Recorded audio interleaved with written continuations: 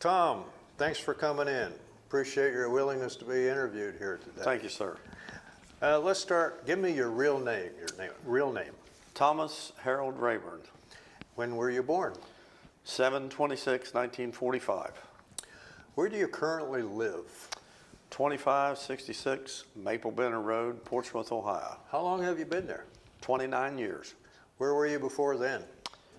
Well, I was in Wellston, Ohio, and I was in Circleville, Ohio. We pastored a church in Wellston and then went to Circleville, and then we came back home. Were you a pastor in all these locations? No, I just was assistant in the Circleville area. Okay.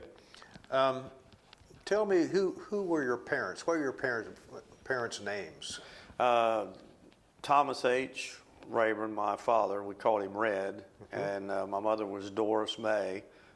She was a Cooper, and so they married way back when. Way back when is when they were married. Yeah. Were they both from Scioto County or where? No, actually, they were from over in Greenup County, Kentucky, and my dad was from down in Olive Hill, Kentucky. Okay. How about your grandparents? How far back can you go? Let's say on your father's side right now. My father's side, my grandfather was James. He was from Olive Hill area, and he was a minister, Methodist minister. And then my great-grandfather, Thomas Henry, he was a minister also in the Methodist Church. And so we've got ancestry all the way back to Scotland. Do you? Yes, sir. Well, when did you come over? I think it was in the late 16s, if I remember everything in our ancestry. Probably in the late 1600s, early 17s. So it sounds like somebody has done some research on I have a cousin, Phyllis, that has done all the research. and she has that packed up She somewhere? has that in a big book, and I have a portion of it. Each one of us have a portion of what took place. Yes, Great. sir. Now, your grandmother, what was her name? On my Father's side. father's side, her name was Della Danner. Danner was her Yes, sir, maiden and she name? was from Greenup County over in Kentucky. Okay. How about your great-grandmother? She was from down in the Olive Hill area, and she was, I don't remember, I'm trying to think of her first name because I'm trying to think of it. I don't read that thing very often. But If it comes to you later, just blurt it out. Okay? I'll do that. Yeah. Sounds like you might have gone back to the Revolution and the Civil War. Yes, sir. We had a relative in the Revolutionary War. My sisters went into the DAR, and so in order to get in, they had to go back and find a relative. But it was on my mother's side of the family, which was my grandmother, which was on the Frys. They were Frys. What was your mother's maiden name? Cooper. Cooper. And Yes, then now her parents, her mother and father. John was my grandfather, and Bessie was my grandmother. Okay. Now, are you married? Yes, sir. How many children do you have? 3. And what are their names? Michelle is my oldest. Lisa is my middle daughter, and Chad is my youngest. He's my son. Okay. Are they spread out all around, or are they local? One lives here, one lives in Columbus, and one lives in Nashville. Who lives in Nashville? My son. Okay. Does he sing? Yes, he does. And Does he in really? fact, his wife is a gospel singer. Really? And my granddaughter, she sings, and she's into acting. Okay. Yes. Well, mention their names. It might be famous someday. What's your daughter's name? My daughter in Columbus is Michelle. Your son's name then? My son's name is Chad Rayburn. And his wife's name? Brandy. And granddaughter? Madison. She's going to be famous someday, right? She may be. She does a lot of singing and acting in school. So you have a daughter in Columbus. What's her name? Michelle. Michelle. Where's the other daughter? She's local? She's local in Wheelersburg. Okay. Yes. What's her name? Her name is Lisa Gifford. Okay. And I assume you have grandchildren. I've got 9. 9 of them? We've got 8 greats and 2 greats on the way. Oh my goodness. Yeah. Wonderful. Now, do you have any siblings, brothers, sisters? Yes, I have 2 sisters that are still living. They both live in Florida. Okay. What are their names? Judy Bellamy is the one, and then Karen Williams is my youngest sister. So you had other siblings now that Yes, are sir. passed? Yes, Okay. I had My oldest sister, she was, her name was Sharon, she passed, and then my sister Alice has passed, and then my brother, he was right in the middle, and he passed when he was 12. He had leukemia. Oh my goodness. Yeah. Now all these people we've been talking about, like your sons and so all that, were any of them in the military? No, sir. They didn't go to the military or anything No, like sir. that? You had somebody back in the Revolutionary War. Yes, sir. Who was that now? I don't remember his name, but I know that he came over from England and he was a captain with George Washington that's the information that I know. My cousin has all this. Your cousin has all the material? Yeah, it's on the other side of the family. It's on the Cooper and the Fry side. Okay. He has all that. Where'd you graduate from high school? Portsmouth West High School, 1963. When you were in high school, did you have any summer jobs? Yes, sir. I you was do? a caddy at the Elks Country Club. You were a caddy out at Yes, sir. Can you play golf? Yes, sir. I can still carry a bag, too. Can you really? Okay. So what year did you graduate? In 63. 63. And what did you do after you graduated? I went to college at Johnson Bible College in Knoxville, Tennessee. Okay. And graduated from there? No, sir, I didn't graduate. I had a car accident, and I left in 1966 in January, and then I was drafted that summer into the military. What did your parents think about you being drafted and going in the military? I'm not sure exactly what they thought. They didn't really express any doubts about me going or anything. And my father and mother were separated, so I went right before I left for the military. My dad wanted to see me, and so I went and talked to him. And we just talked about general things, and he just told me to do what they tell me to do and just Follow be a good orders. Yeah, be a good soldier, like you did with growing up. Exactly. Where did you do your basic training? Fort Knox, Kentucky. Then where did you do your AIT? There in advanced? Fort Knox. Also infantry or armor? Or? No, sir. I was in the office management parts, and so ended up working in military intelligence. That's interesting. Yes, sir. Okay.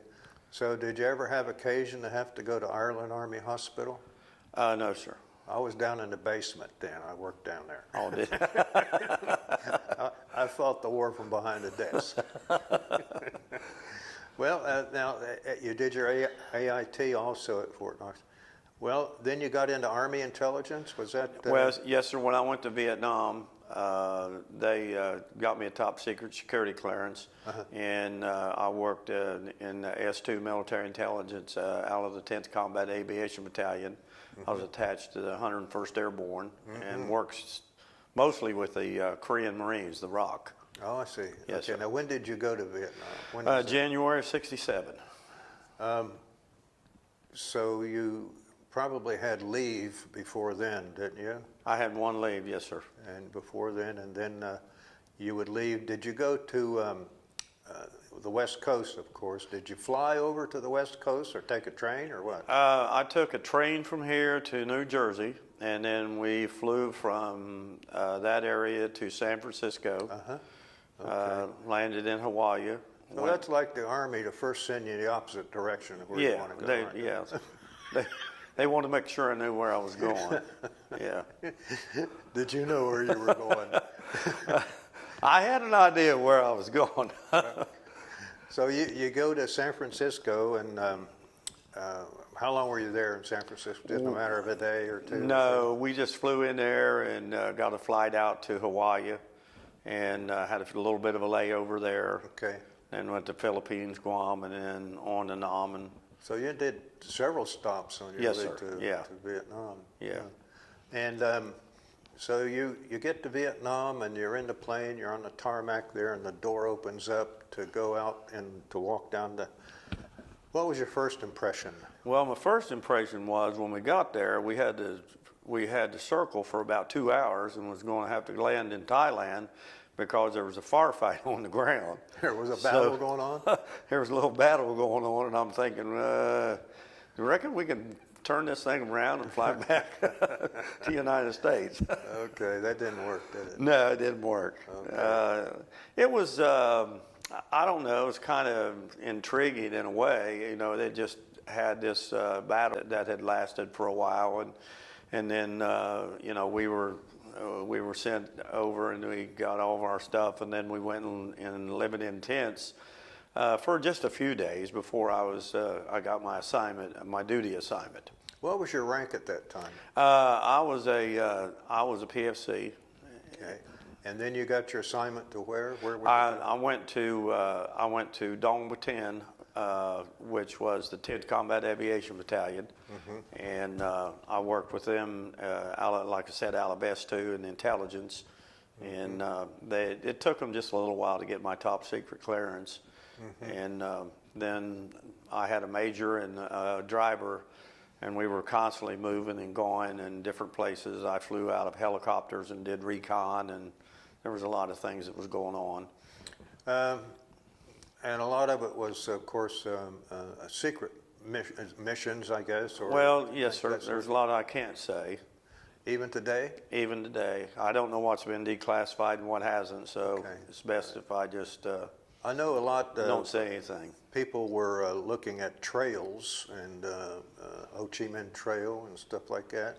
That was happening. Did that happen to you? I possibly had seen it before, maybe not knowing what I saw. Did you ever have There's a possibility. possibility, of course? Did you ever have to shoot your weapon? Yes, sir. Okay. And what was that? The M16? I had an M14 first. M14 first. Yes, sir. And then later on, I think it was probably about a year, they brought the M16 over, and we, you know, I would have rather had the 14, but That's what I've heard. yeah, it was a little more powerful. It didn't jam like the 16. You get in. Right. Of course, we had a lot of sand over there in places, and so Yeah. you get it, and sometimes it'll jam on you. You were attached to 101st Yes, sir. Airborne? Yes, sir. 3rd Battalion, 506th. Okay. And did you have leave any? Did you take? Did they give you some time off? Well, no, I didn't have any leave while I was there.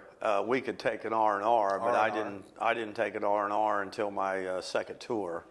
But I did get to come home for 30 days. My sister had an operation in late November of '67, and they flew me home and then flew me back. So in between you were there for 2 tours? Yes, sir. I was there about 27 or 28 months. Okay. Why 2 tours? Most people are glad to have just one. Well, I really don't know, but part of it had to do with one of our medics, Sergeant Black, James Black. He talked to me when I got my orders to leave Nam and go to Germany. And he told me, he said, you'd rather stay in Nam than go to this place in Germany. And he said, I'm telling you, you probably just ought to sign up for another year. I don't know if he was mad at me at the time or if I'd done anything to him. I couldn't remember doing anything to him. But anyway, he kind of convinced me in a way to sign back up. So I did, and so I got another tour there. Was that the same MOS you had and the same job Yes, sir. description and Yes, all sir. that? All that Yeah, period of time? and then I had, in 15 months in service, I had went all the way up to a Spec 5. So Okay. I got that within 15 months, and that helped out a lot too. How far away were you from Saigon? Oh, we were probably, gosh, miles-wise, I don't know, maybe a couple 100 miles. Oh, were you? Yeah. That's kind of far away then. Yeah, I was in, it was near Cam Ranh Bay is where Dong Batin was. And then my last several months, I was down at Fanthiette, back down with the 101st, right there at Fanthiette on the Did you ever coast. go to China Beach? No, sir. Never made it there? Never made it there. Okay. So did you have any Leo or R&R into Saigon or any place? I went to Vung Tau one time on a 3-day R&R. Okay. In country, so that was pretty nice. The architecture and things was really great there. You know, the people were okay. You know, food was fine. So we had a good stay. What did you think overall then of your experiences in Vietnam? Was it something that, of course, you can never forget? Would you want to do it again? No, I probably wouldn't want to do it again. If I did, I'd do it in a different way. I was planning on coming back, and I was wanting to get into the 101st because they gave me an honorary wings and things, the guys that I was with, the Pathfinder 10 team. But I don't know, it was, there was a lot of things that happened during my time there. I worked a lot with, like I said, the Korean Marines. I worked with the Aussies. I worked with the Navy, the Air Force. I also had a little work with some of the Armans. I had a liaison. He was from the French-Vietnamese War, and well, we called him Frenchie. And but anyway, he assisted me a lot. Was very loyal and to what we were doing, and that was a big help there with his assistance.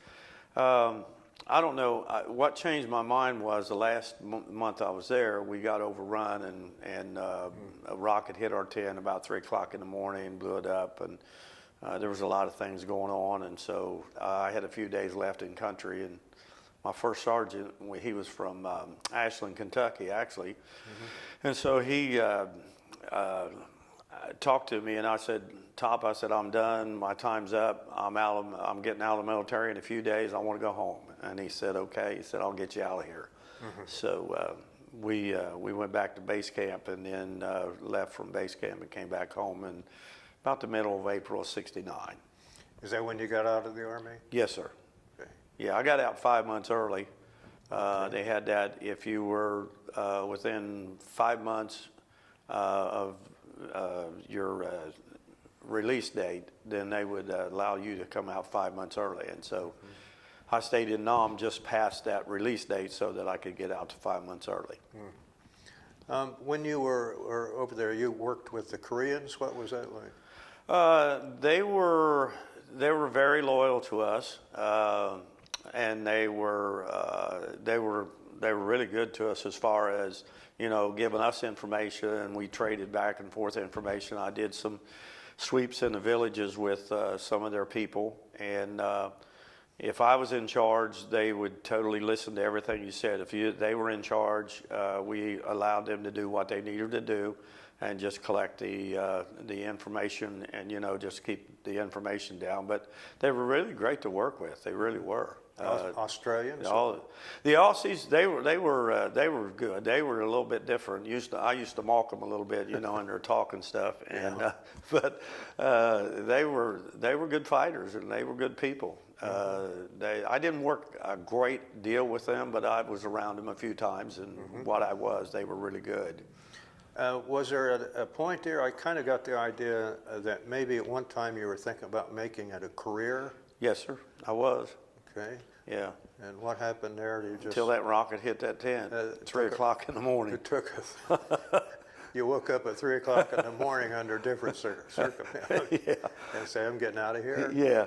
Okay. Yeah, because I liked the military. I liked where I was going. I was up for E6 at that time. In fact, when I came back, they offered me the stripe and a little bit of incentive with money. But I guess it was just, I don't know, that night was just different. It had so much that went on that morning. There was a 6-hour battle, and all the things that were happening, and it just changed my mind. Then, when you got home, your parents knew you were coming? Yes, sir. Uh-huh. Okay. Did you fly into San Francisco first? No, flew into Washington. Washington, Yes. D.C.? Fort Lewis. Yes. Oh, right. Yeah. Fort Lewis. Yeah. From Hawaii or straight from Vietnam? No, we went to Japan, and then we came from Japan right over to Fort Lewis, Washington. When you got off the plane in Washington, were you wearing your uniform? Yes, sir. Had my uniform on. Were any civilians there giving you a difficult time? No, not there, but at the airport they did. They did? Yes, sir. What'd they do? I don't know, just looked like the hippie types and different ones, you know, and calling all kinds of names, you know, baby killers and everything of that nature. So we went through a little bit of that. And we had a few guys that had some long hair. And we had to stay a few extra days because this major was just adamant about these boys that they'd been in the bush for a long time and they had real long hair, and he was adamant about them cutting their before they left the military, and they were adamant about the fact that we're not cutting our hair. Who won that battle? They won the battle. Did they? Yes, sir. Well, good for them. Yes, sir. I stepped forward and said a few things, and finally there was another major came over and talked to me, and I said, listen, and sir, I said, we're out. We're done. These guys have been in the bush. If you haven't been there, you don't know what it's like. And I said, people dying all around you and everything going on, and I said, just let us go home. We just want to go home. We're out of the Army. We want to go home. And so they sent a bus around, put us on a bus, and sent us to Chicago, and then we dispersed from there wherever everybody was going. Did you take the bus to Chicago? No, we took a plane. Took a plane? Yeah, they put us on a plane there in Seattle, and then we flew over to Chicago. Had a bad time there, too. It was about 100 and probably 75 of us got off the plane, and of course the hippies and everybody were there, you know, and one boy they spit on. He had his uniform. They convinced us not to wear our uniforms. They want us to wear our uniform home. How'd you feel about that? I really didn't like it, but they talked about trouble, and I thought, well, trouble was right up our alley. If you want some trouble, we could give you some trouble. And it almost created a bad situation in Chicago because like I said, there was 175 of us, and we just got out of Vietnam a few days before. So you want trouble, we can give you some trouble. You still had Vietnam dirt on your fingernails. Yeah, and it was like, we never understood all the things that were happening back here, the protests with the war and all. We had read a little bit about it in the Stars and Stripes, but it wasn't anything like they had depicted in the Stars and Stripes. It was much, much worse than that. And so, yeah, it was a bad situation in Chicago. Were you discharged in Chicago, or where did you? No, we were discharged in Seattle.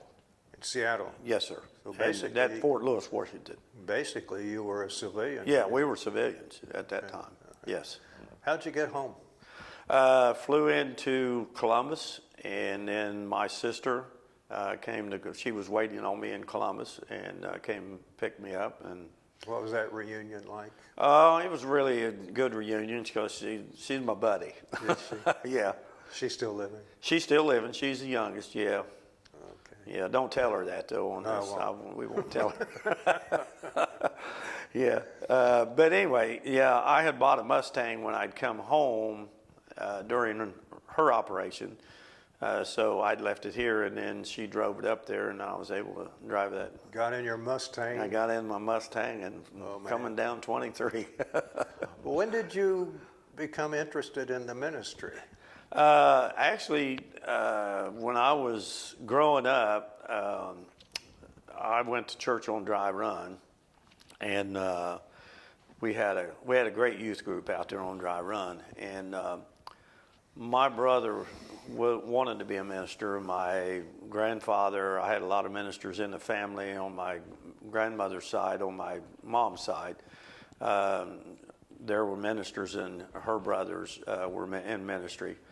And I was playing baseball, and I really wanted to play baseball. They had the tryout coming up for the Reds, and I wanted to go to that tryout. And I broke my ankle. How old were you then? I was 17. Yeah. Broke my ankle for the tryouts. Well, I thought, well, maybe after that summer's over, maybe the next year or whatever. And about July or August of that year, I got the call to preach, and never looked back. Yeah. Where was your first church? First church was in Corbin, Kentucky. Yeah. Corbin. I worked with those people while I was still in college. I worked with them first. And then my next assignment was when I came out of Vietnam. Or before I went to Vietnam, I was over at a church in Vanceburg, Kentucky, Fly Branch Church of Christ. And so that was rewarding, a lot of good people there. And then when I got out of Nam, they asked me to go over to a small church over in Kentucky near Greenup, and Brick Union Church of Christ. And then had a little problems, and see, we went back in and kind of got that restored where it needed to be. And then I went into the Apostolic Church and did a lot of traveling. My wife and I and her cousin, we did a lot of singing, gospel music, and doing evangelism and different things until we got our first pastorate in the Apostolic Church. What medals do you have? Oh, Lord, I don't know. They're all hanging on a... Got the Bronze Star? No, I got the Army Commendation Medal, and then I got... That's up there. I got one from... we got one from the Republic of Vietnam. It was medal was pretty high up. It was almost like Silver Star, and that was presented to me and a buddy of mine that did a lot of work with this guy from Vietnam and their army, and so we got a pretty good presentation of that one. What'd you think of their army? Well, some were good and some were not so good. I didn't work a tremendous amount with them like I did the Korean Marines, but I had a lot of liaison with them and in different areas. A lot of them were great fighters. A lot of them were there for their cause, and they did what they needed to do. And some of them were not as good. But overall, I think basically overall, they were good people and good fighters, and they were fighting for their cause. Were you ever wounded? No, sir, not in the war. I had some medical problems while I was there, and spent some time in the hospital, some operations and things. And in fact, the nurse that took care of me in the hospital, the captain, she was from Friendship, Ohio. Is that right? Yes. Yeah. You've got a sergeant from Ashland and a nurse from Friendship? Nurse from Friendship, yeah. Are we they could have had still- our own little army around could here, have. I mean. You got an NCO, a private, and a captain. I'm telling you, we had it all. Are they still around? Do you keep? I have no idea. Do you keep in contact with anybody that? I tried many times to contact some of the guys that I was with. There was 2 or 3 in the Pathfinders that were good friends of mine, and I've tried to contact them. Some of the guys I was with in the units and stuff. I did contact one of the guys. There was a friend of mine. He was in finance, and I contacted him one time, and we conversed a few times, and after that, I don't know what happened to him. But we've tried, not just me, but another guy named Bernie Tibbetts. Bernie was in the unit, and he tried to get some reunion things going and getting people to come, and just never did. And I'm not sure. I think a lot of guys went through so much that maybe it's the memories, I don't know, that they just don't want to be around people. I'm not sure. Are you a member of any veterans groups? No, sir. American Legion or anything? No, never did join. Why is that? I don't know. I guess being so involved in working, and then being in ministry and stuff, we had so much to do. We were traveling, and my friend Joe Turner, he was my best friend, and still is. But he went in the National Guard, and I kind of evaluated it. It was kind of difficult because of all of our traveling, with singing and gospel music and stuff. So it was difficult to get into the Guard and stuff. I wished I'd have done it now, but I didn't do it, So. Is he still around, Joe Yes, Turner? sir. He's still He live around. local?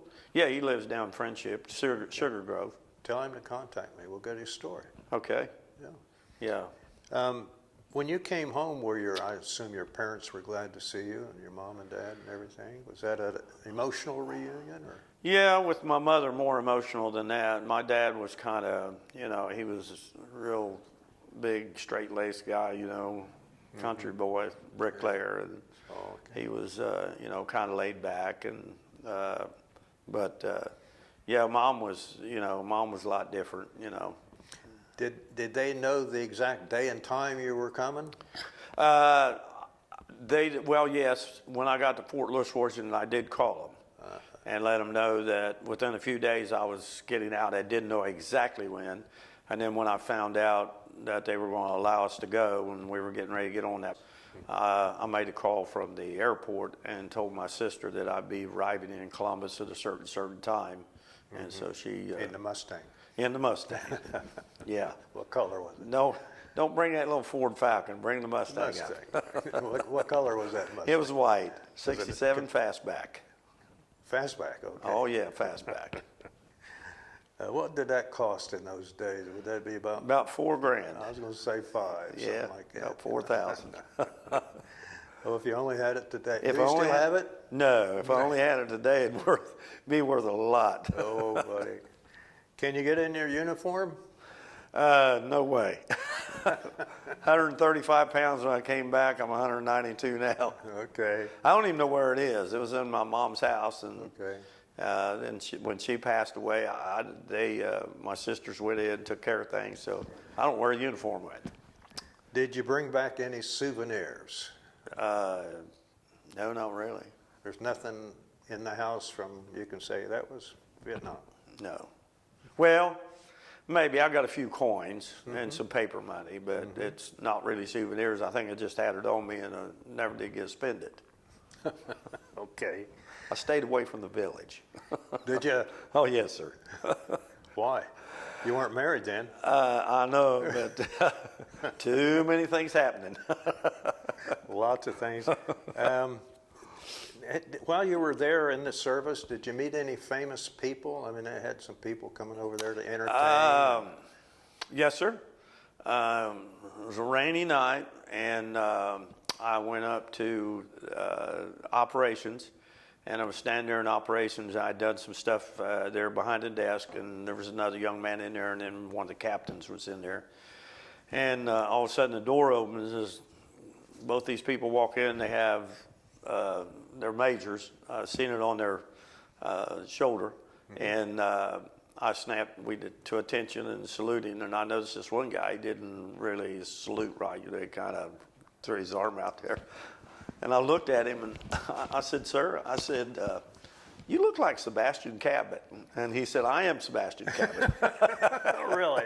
He was over there on the NCO tour and doing some things. And I was so excited about seeing him and talking to him and didn't even get his autograph. I'm thinking, why didn't he get his autograph? I had the paper and pen right there, I could have done it. Did you ever catch a glimpse of Westmoreland? No, sir, but General Abrams, Abrams? He's the one that pinned the Army Commendation Medal on me. Really? Yes, sir. Okay. Yes, sir.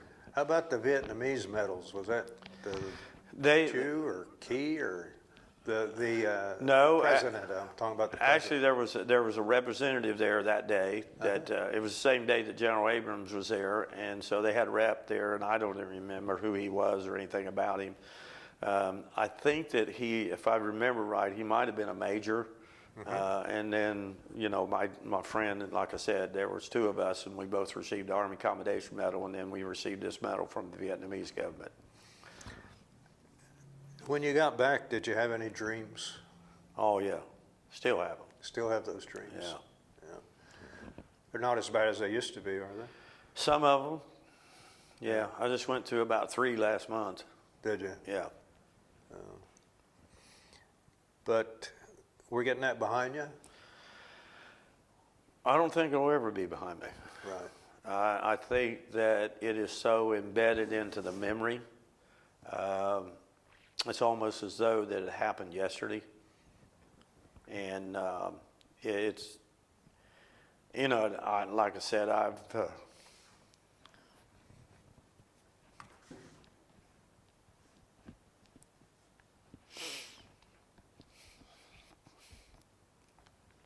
I prayed for years for the Lord to take it away. Just never has happened. And He's still on your side. But God's been with me. I can say that, and He's helped me through a series of these things. I'm like 70% PTSD, and but anyway, it's just like the Apostle Paul. He had a thorn in the flesh, and so maybe this is my thorn in the flesh. I don't know, but there's so much in memory that you're there. I mean, it's every day you're living something every day. That war is so much different than just living your regular life out here. I know we have a lot of memories, and we have good memory and bad memory, and there's a lot of bad memory that I remember. Not only myself, but a lot of other vets that that I've talked to from Vietnam. That I every time I see one, I welcome him home and tell him thanks for his service because of what they have done. Not just them, but all the other guys. Mm-hmm. And we've got some good recognition here in the last few years. I work part-time at the athletic department at Ohio State. I'm a red coat at the SHU. Where do you work? Ohio State, yes, sir. What do you do there? I'm a red coat. We work at events management, part of the university, and we work any event that they want us to work, and we sign up, but we have to work all football games. Uh-huh. So in the last few years, they have had us all down on the field, all the vets on the field, recognize us at halftime, and it's been, it's kind of a vindication of things that's happened. And I had some guys from Afghanistan tell me one day up there, they were talking to me and they saw my hat, because we wear it. We're allowed to wear a military hat on Veterans Day at the SHU if we got a game close to it. And so this guy said, "You served?" I said, "Yes, sir, Army in Vietnam." And he said, "You guys are heroes." And I said, "Heroes? What'd we do?" He said, "You taught us how to fight guerrilla warfare." And there's a little bit of vindication there, and with some of the things that's happened, and more recognition that we've had today than we did when we came home. We didn't have any recognition whatsoever. Just the opposite. Yeah, they said it wasn't even a war, but I said, well, somebody was shooting at me for some reason, trying to take my life. Yes. Yeah. Would you recommend this military to a young man or woman? I'd recommend the military to a young man. The training, discipline, the way that they get your mindset. I know that it's, I had a great drill sergeant, Sergeant Saunders, was a great man. He was very good to each one of us, and his training, his techniques, and everything that he did, he was very qualified. Mm-hmm. And we had a really good time. We did. We had a good platoon. So.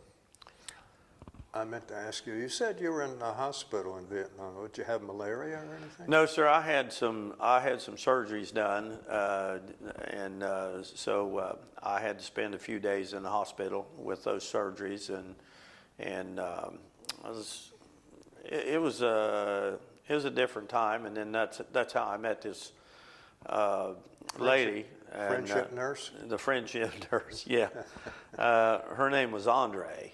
And in fact, I was talking one day, the guy was our pitcher on the softball team here in Portsmouth, Ronnie Andre, and I said, I had a nurse in Vietnam, and her name was, he said, that was my sister. No. I'm going like, what? Yeah. So anyway, she saw that, and she said, "You're from Portsmouth, Ohio?" And I said, "Well, yes, ma'am." I said, "I'm actually from the west side." I said, "Dry Run." She said, "Well, I'm from Friendship." So just down the holler. Yeah, we're just a few miles away. Yeah, Oh, it was kind of interesting, because she talked to me every day, and we talked a little bit about home. And wonder what happened to her. What's that? Wonder what happened to her. I don't know. I'm not sure. I haven't seen any of the Andres here in the last few years, so I'm not positive if she's still living or not. Is there anything, Tom, you'd like to add? No, I did appreciate my time, that I did serve. And if I really had to serve again, I'd do it again. Mm-hmm. I'm ready to fight whatever we got to fight for the freedom of this country, both foreign and domestic. And I've talked to a lot of vets that feel the same way, you know, to protect our freedoms and everything. And I was just glad that I was able to do it, do my little part. I didn't do much, but I did a little bit.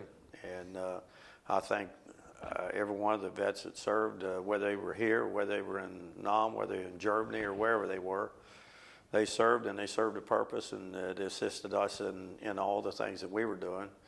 And the branches of service, you know, I worked with different ones. I worked with the Marines and the Air Force and the Navy, so we all had that little camaraderie together, and it was very interesting, you know, working with each other, and the camaraderie that we did have one with another. And so I just appreciated everything that I had there with the other branches of service, and their dedication also in what they do. You know, one's supposed to be tougher than the other, but when you're all working together, it's a unit, and that's the way I looked at it. We were all a unit, and we were working together no matter what you did or I did. And so we made the accomplishments that we need to make and kept this country free. That's what I look at. What does your wife do? She was a bookkeeper for the Barber Auto Parts here in town. Oh, yeah. Worked for Mitchell Ace and then went over there. And she retired last year. Mm-hmm. She went through about 3 bouts of breast cancer. And so after this last one, she decided to retire. And she told me I got to keep working. Yes, of course. I think she wants me out of the house. I've heard that story. Don't tell her. Don't tell her that. We won't let her see this. She can't tell it. I really appreciate your coming in. Well, I appreciate you having me in here, and I appreciate your service too. We're about up to, we're closing in on about 200 interviews now. Really? Yeah. That's good. And recently been in contact, like I said, with the Library of Congress. Really excited about that. All that little national recognition for our little project here. So, thanks, Tom. Thank you, sir.